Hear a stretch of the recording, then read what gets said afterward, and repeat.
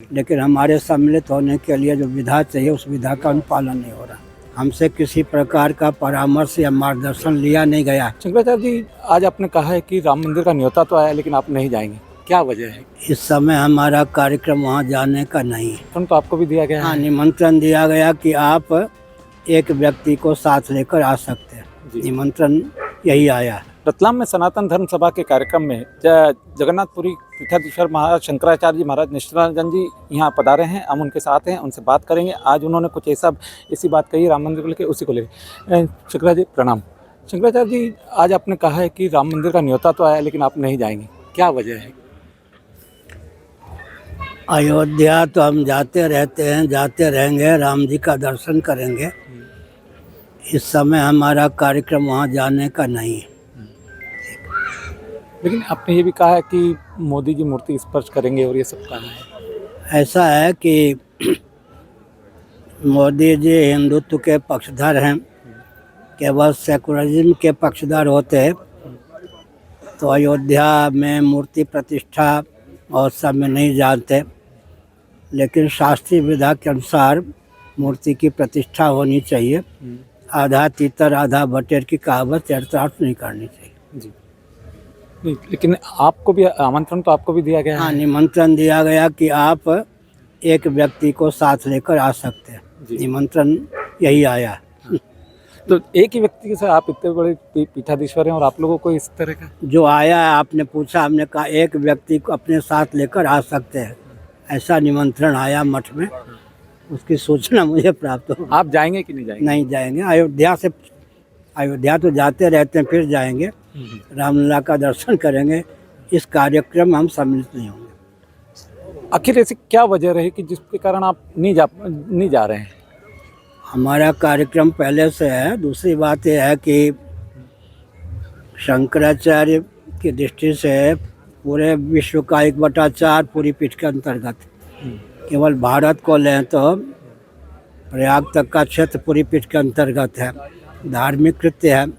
हमसे किसी प्रकार का परामर्श या मार्गदर्शन लिया नहीं गया। हमको रूठे हुए नहीं हैं, फिर भी हम प्रसन्न हैं। बहुत वर्षों से जो कार्य रुका था, कार्य हो रहा है। प्रधानमंत्री स्वयं उसमें रुचि ले रहे हैं। अगर केवल और सेकुलरिज्म के पक्षधर होते, ऐसा साहस नहीं करते। उनके साहस, उनके हिंदुत्व के प्रति उनकी निष्ठा की भी सराहना है। लेकिन मैंने पहले ही कह दिया, आधा तीतर आधा बटेर नहीं। पूजा की जो विधा होनी चाहिए वो शास्त्र सम्मत होनी चाहिए। प्रतिष्ठा में भी शास्त्र विधि का पालन करना चाहिए, क्योंकि स्कंद पुराण में लिखा है, अगर प्रतिष्ठा पूजा विधिवत नहीं होती तो मूर्ति से अर्चा विग्रह जिसको कहते हैं, देवता के तेज का तिरोधान हो जाता है।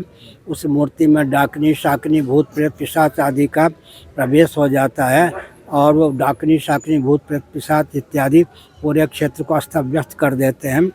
यह सेकुलरिज्म और हिंदुत्व दोनों के सांकर्य का कार्यक्रम है। मैं विशुद्ध सनातन धर्म का जो कार्यक्रम होता है उसी में भाग लेता हूँ।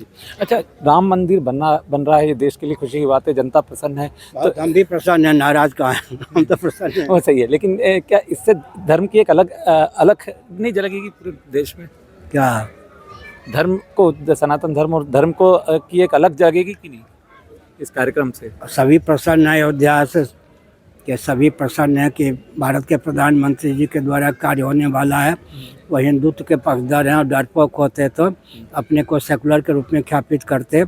आखिर वो सनातनी अपने आप को घोषित कर रहे हैं, मूर्ति पूजा के समर्थक के रूप में अपने को प्रकट कर रहे हैं। सबको प्रसन्नता, तो मुझे नाराजगी क्यों होगी?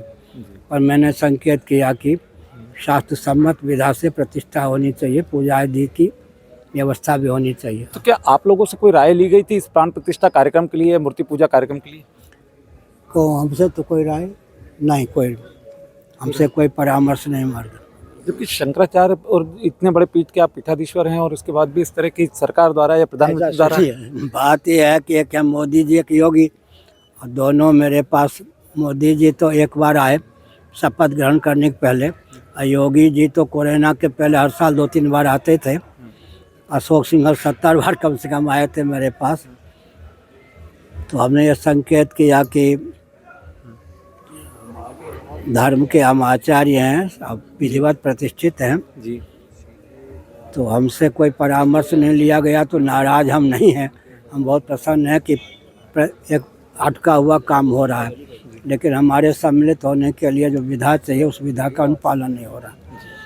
और भविष्य में राजनेता ही धार्मिक क्षेत्र में हस्तक्षेप करेंगे, वो स्वयं को योगी के रूप में भी ख्यापित करेंगे, धर्माचार्य के रूप में भी ख्यापित करेंगे। तो व्यक्तित्व का जो व्यामोह है उचित नहीं।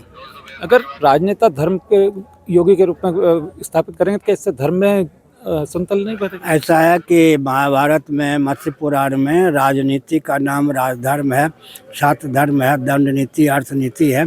धर्म की सीमा के बाद राजनीति होती नहीं। महाभारत में राजधर्म पर भी है, तो इसलिए आधा तीतर आधा बटेर की बात नहीं होनी चाहिए। प्रतिष्ठा इत्यादि के विधा में पूर्ण जो वर्णाश्रम की मर्यादा उसका पालन करना चाहिए। ठीक है।